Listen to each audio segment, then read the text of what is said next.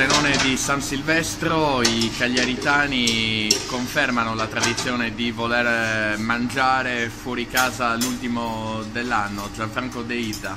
Ebbene sì, è una bella tradizione che ci fa piacere, perché diciamo noi è diversi anni che facciamo il cenone di fine anno, e la cosa che è più simpatica è anche che il 50-60% sono clienti che abbiamo avuto precedentemente negli anni per il cenone di San Silvestro.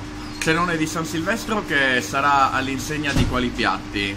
Ma è un menù misto, anche un po' diciamo particolare per via della serata, però c'è sia la carne che il pesce, dove non mancherà il maialetto e dove ci sarà un twist di pesci con il calamaro, il gambero e l'orata, però cucinati in modo particolare.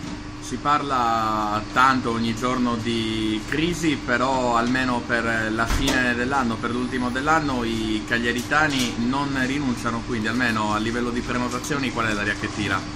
Allora, bisogna tenere presente che il cagliaritano è un ottimo cliente, è un cliente che sa mangiare, che non disdegna queste festività per mangiare, e quindi a noi fa solo piacere. La spesa media?